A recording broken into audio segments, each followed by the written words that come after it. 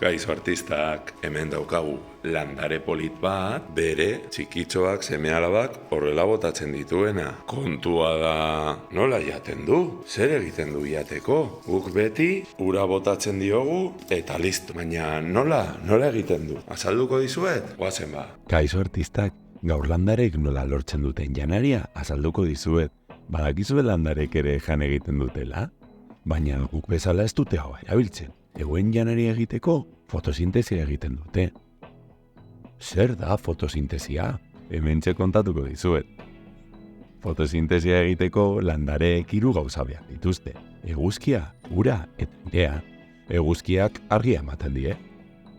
Ura lurretik hartzen dute sustraien bidez. Ta airetik karbono dioksidoa hartzen dute.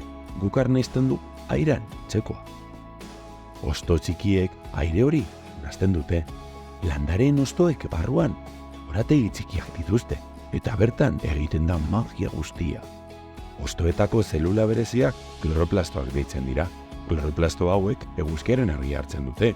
Ura eta airean nazten dituzte eta janaria bihurtzen dute. Janari horri glukosa deitzen zaio. Eta landareek energia lortzen dute horrekin. Baina ez da hori bakarrik. Fotosintesia egiten dutenean, landarek oksigenoa askatzen dute. Guk arnasten dugun oksigeno guztia, landarek sortzen dute. Hori da landarek egiten diguten opari handiena. Beraz, fotosintesia landarek janaria egiteko erabiltzen duten prozesua da. Eguzkia, ura eta airea erabiliz. Eta gainera, gu arnaz hartzeko behar dugun oksigenoa ematen digute. Landareak gure lagunak dira, ez da? Hurrengoan landare bat ikusten duzunean, gogoratu nola laguntzen diguten. Hurrengora arte lagunak eskerrik asko ikusteagaitik eta ezaztu kanalera arpidetzea.